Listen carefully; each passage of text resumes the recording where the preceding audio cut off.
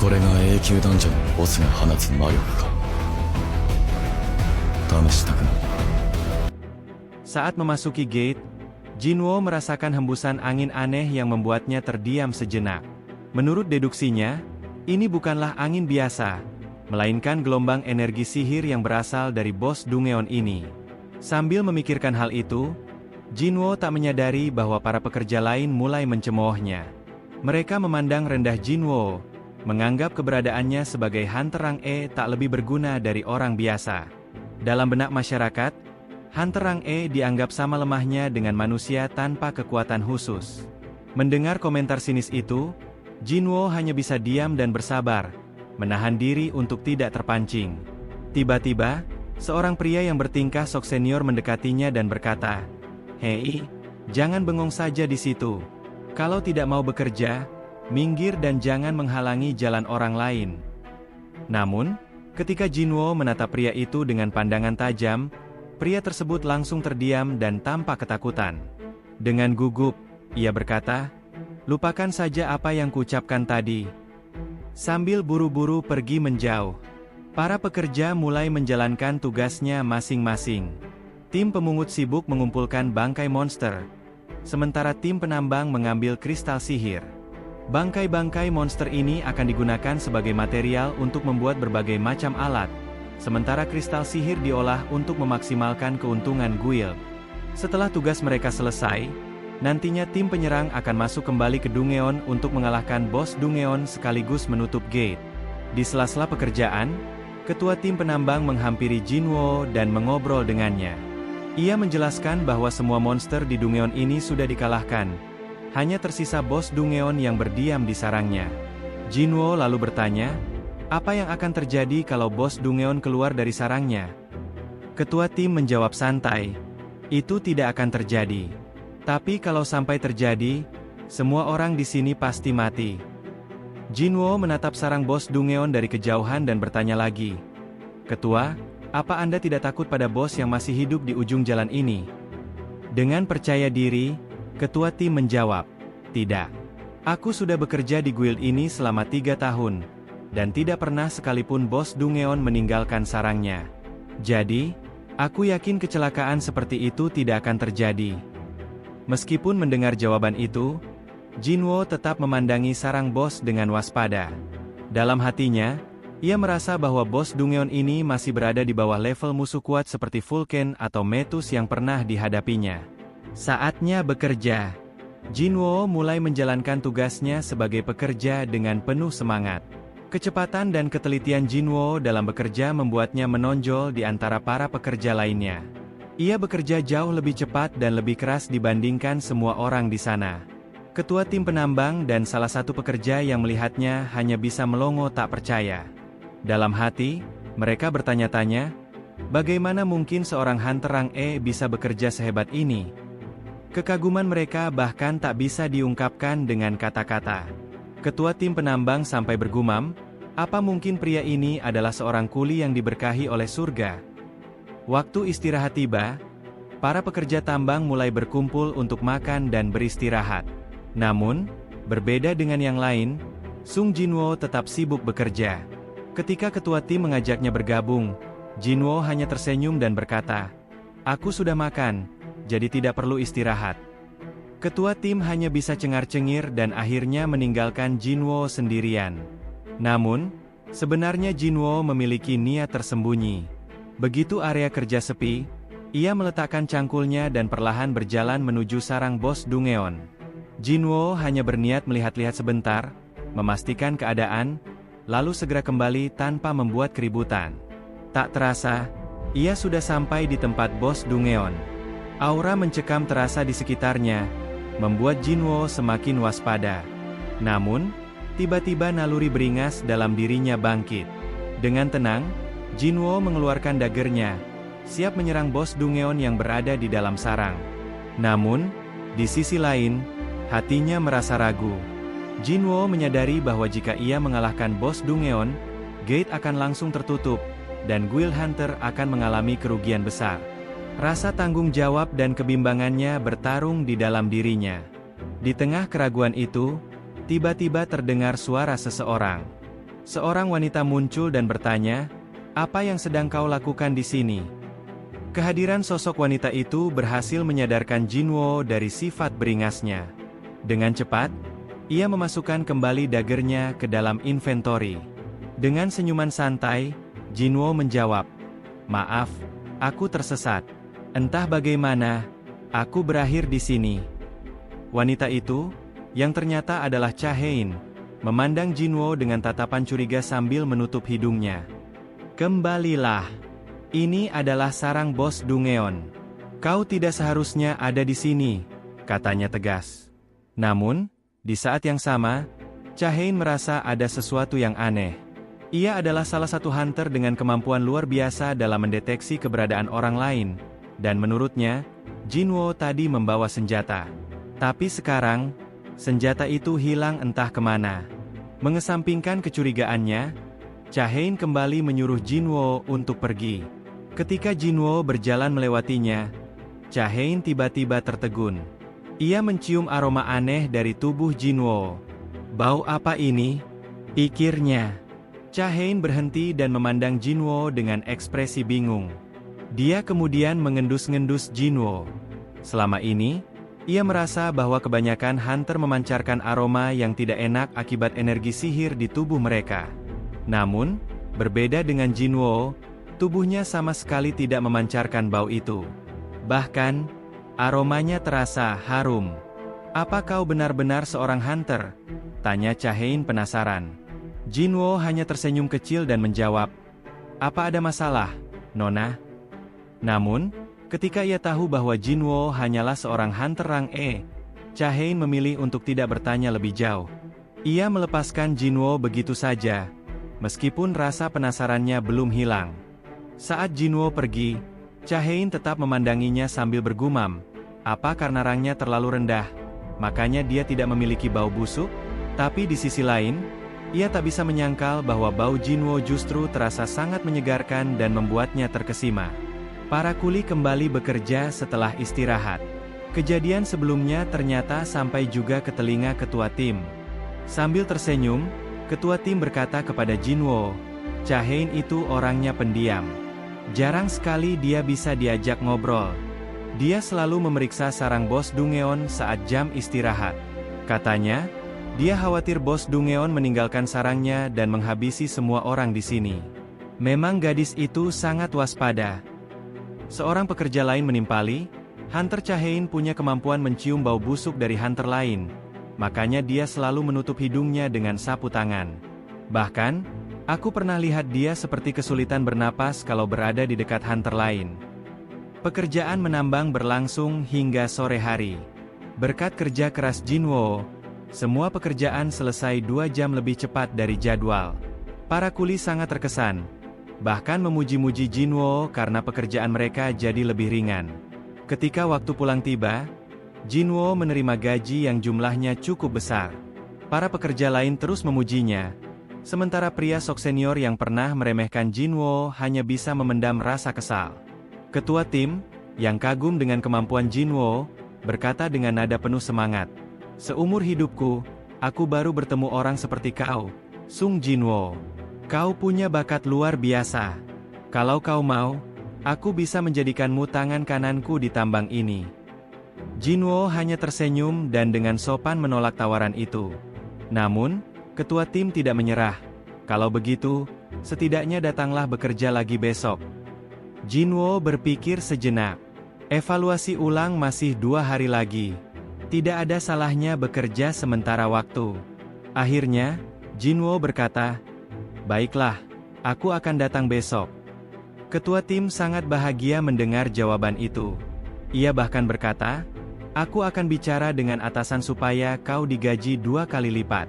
Kerjamu setara dengan 5 orang." Sebelum pulang, Jinwo bertanya, "Besok, apakah Guild Hunter akan melakukan raid lagi?" Ketua tim menjawab, "Tentu saja. Masih ada gate rang A lain, tapi yang akan melakukannya adalah tim cadangan, tim B." Mendengar hal itu, Jinwo semakin tertarik. Ia pun memutuskan untuk kembali bekerja esok hari. Sementara itu, di sebuah restoran, terlihat Jinho sedang makan bersama seorang wanita. Wanita itu adalah sepupunya, Yo So-hyun. Di kesempatan ini, Jinho ingin mencurahkan isi hatinya.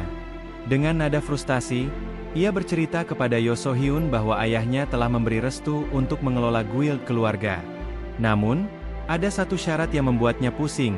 Ia harus merekrut Hyung-nimnya.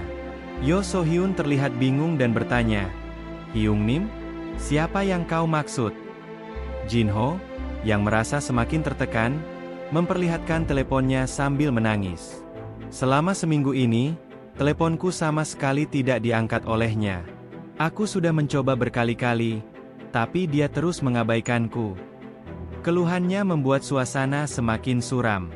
Melihat sepupunya depresi, Yo So-hyun mencoba mengalihkan perhatian dengan menonton televisi. Di layar, seorang selebriti, Lee Min-sung, terlihat sedang pamer kepada awak media bahwa ia akan menjalani evaluasi ulang untuk rangnya sebagai hunter. Melihat Yo So-hyun asyik menonton, Jinho merasa semakin tidak diperhatikan. Dengan emosi, ia menjelaskan, "Itu Lee Min-sung. Dia akan melakukan evaluasi ulang 2 hari lagi. Apa hebatnya dia?" Namun, Yo So-hyun, yang lebih tahu situasi, menjawab dengan santai, "Ah, itu cuma sandiwara belaka. Sebenarnya, dia sudah tahu rangnya itu peringkat A. Dia melakukan ini hanya untuk mencari perhatian media, memperbaiki citranya, dan memulihkan karirnya yang sudah hancur." Jinho terdiam sejenak. Merasa waktu mereka terbuang sia-sia, Yo So-hyun tiba-tiba mengambil telepon Jinho. Tanpa banyak bicara, ia menelepon Hyung-nim Jinho. Ajaibnya, panggilan itu tersambung. Seperti yang kita tahu, Hyung-nim yang dimaksud adalah Sung Jinwo. Dalam percakapannya, Jinho yang bahagia mengajak Jinwo untuk bertemu nanti malam guna membahas rencana guild ayahnya. Di sisi lain, di apartemennya, Hunter Cha-hae-in sedang menelepon seseorang.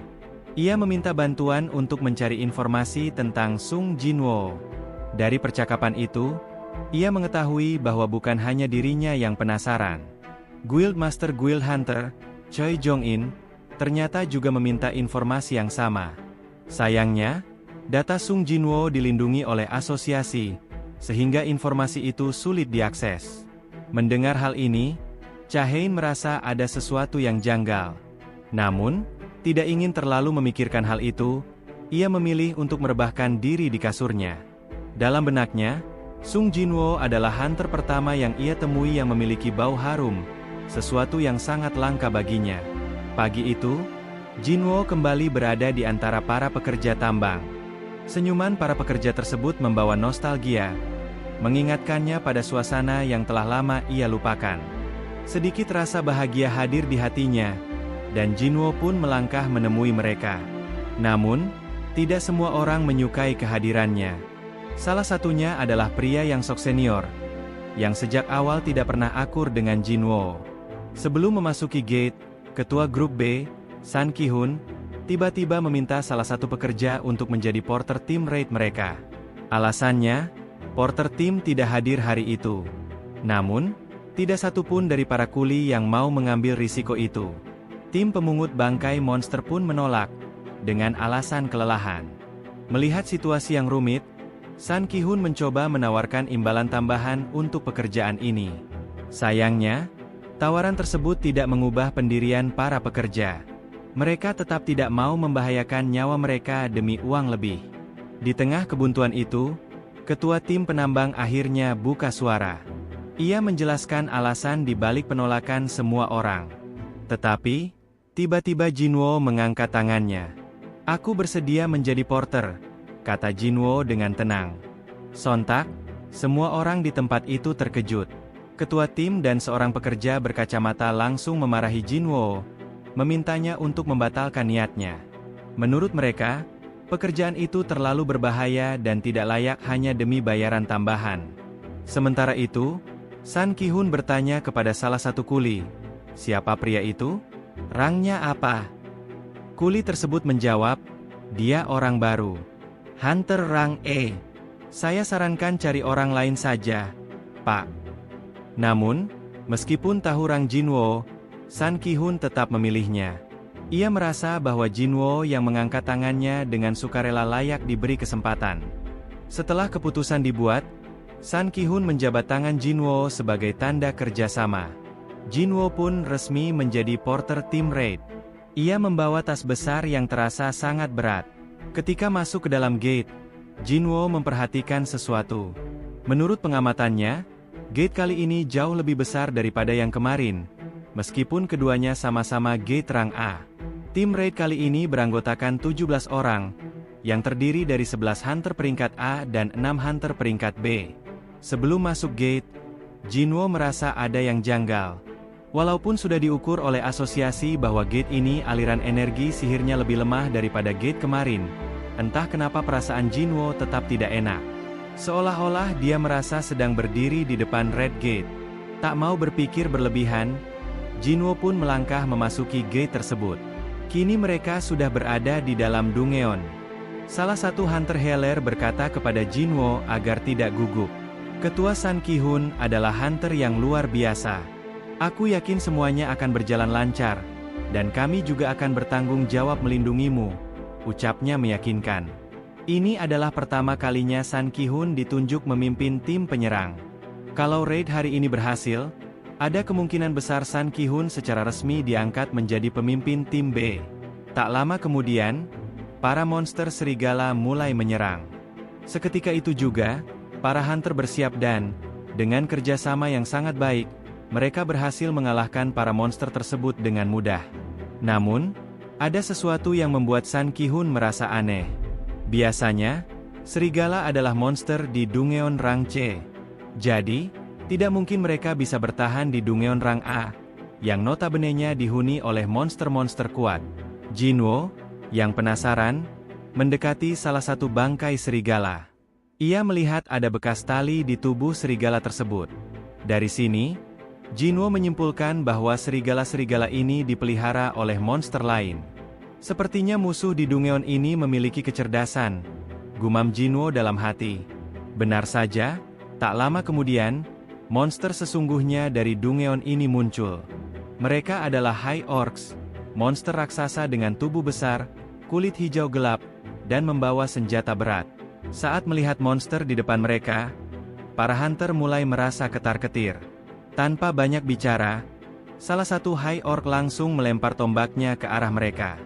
Lemparan itu melesat cepat, tepat mengarah ke ketua tim B, Sun Ki-hun. Enggak tahu harus berbuat apa, Sun Ki-hun hanya pasrah melindungi dirinya dengan tameng yang dia bawa. Satu serangan High Orc saja sudah membuat tameng Sun Ki-hun retak. Dan, biar semakin puas, orcs yang lain mulai menyerang Sun Ki-hun. Sayangnya, serangan tersebut masih bisa dia tahan. Pertarungan semakin membara, orcs yang lain juga ikutan bergerak. Salah satu hunter tipe mage mencoba menyerang orcs tersebut. Namun daya tahan orcs itu terlalu kuat sehingga serangan pria ini enggak mempan sama sekali. Tatapan dipenuhi amarah, orcs itu langsung menargetkan pria tersebut. Melihat hal ini, mage yang lain enggak mau tinggal diam. Dengan sihirnya, dia cuma bisa menahan orcs itu selama 5 detik. Pria itu langsung mensumon makhluk yang kekuatannya setara hunter rang A. Sayangnya, efek samping setelah dia melakukan summon, mage ini tak bisa menggunakan sihir lain karena mananya sudah habis. Kebarbaran para orc sangat di luar logika. Sebagai buktinya, salah satu tank kehilangan satu tangannya. Hunter yang lain juga berada dalam cengkeraman monster tersebut. Situasi semakin tidak kondusif. Dan hal ini membuat ketua tim B panik. Tim B benar-benar kalah dalam segi jumlah, di mana para orcs ada sekitar 20, sedangkan para hunter cuma ada 17 orang. Apalagi High Orcs setara dengan hunter rang A. Salah satu hunter tangannya terpotong. Melihat hal itu, seorang loli berkacamata menyuruhnya untuk mundur. Lantas, dengan mantranya, loli itu berhasil menahan sementara pergerakan orcs tersebut. Dan nasib hunter yang tangannya buntung seketika itu juga disembuhkan oleh hunter tipe healer satu ini. Dalam sekejap, tangan hunter buntung itu kembali seperti semula. Namun, di saat yang sama, sudah ada orcs yang mengincar mereka berdua. Orcs tersebut langsung mengayunkan kapaknya. Di satu sisi, Hunter ini juga nggak bisa melindungi karena dia sedang melawan orcs yang lain, sedangkan Hunter Healer ini cuma pasrah sambil merem. Melihat kekacauan ini, Jinwo pun meletakkan tas yang dia bawa dan dia mengaktifkan skillnya, Dominator S-Touch. Seketika itu juga, hawa keberadaan Jinwo lenyap. Tanpa menyentuh lawannya, Jinwo dapat merobek tubuh orcs seperti kertas. Apa yang barusan terjadi? Ucap Healer ini. Dia nggak tahu nih kalau Sung Jinwo lah yang telah menyelamatkan hidupnya. Pertarungan dimulai kembali, dan entah kenapa, para orcs seperti mudah dikalahkan. Itulah yang dirasakan oleh Sun Ki-hun, ketua tim B. Bahkan, para hunter yang lain juga merasakan hal yang sama, tidak ada yang kesulitan melawan High Orcs. Tanpa mereka sadari, Jinwo diam-diam menggunakan skill stealth-nya untuk membantu para hunter. Meskipun begitu, ada beberapa High Orcs yang menyadari keberadaan Sung Jinwo. Namun, sebelum penyamarannya terbongkar, Jinwo langsung menghabisi mereka. Di satu sisi, aksinya barusan tadi tidak terlalu sempurna, sehingga Jinwo kecipratan darah orcs tersebut. Sebenarnya, Jinwo tidak berniat ikut campur dalam raid kali ini. Tapi ya gimana, hunter elitnya saja beban. Dan, seperti yang kita tahu, Jinwo juga nggak mau ada orang yang mati di depan matanya. Namun, dari hal ini, Jinwo mendapatkan sebuah pelajaran penting, bahwa hanya dengan menjadi support, dia juga bisa mendapatkan XP dan naik level. Para hunter masih tak menyangka bahwa mereka bisa mengalahkan para monster ini. Setelah semuanya selesai, Jinwo kembali berpura-pura menjadi porter seperti biasa. Namun, sayangnya, dari semua hunter, Loli manis berkacamata menyadarinya. Dia tahu kalau sebenarnya Jinwo lah sosok yang telah membantu mereka. Hunter Healer yang sebelumnya hampir terbunuh kemudian melaporkan hal ini kepada ketua tim B, Sun Ki-hun. Dia menceritakan keanehan yang terjadi di depannya saat High Orcs yang menyerangnya tiba-tiba terkoyak dan mati begitu saja tanpa alasan yang jelas. Sun Ki-hun, yang masih kebingungan, lantas bertanya kepada Gina, apakah yang melakukan itu adalah dirimu? Gina menjawab, aku saja hampir tak bisa menghentikan pergerakan mereka. Lagi pula, di tim penyerang kita, tidak ada seorang assassin. Sambil menyindir dan menatap Jinwo, Loli berkacamata itu berkata, kalau ada yang bisa melakukan hal seperti itu, sudah pasti orang tersebut adalah orang luar dari tim kita. Walaupun Loli sudah tahu bahwa itu adalah perbuatan Sung Jinwo, dia sengaja tidak menjelaskan secara gamblang kepada semua orang.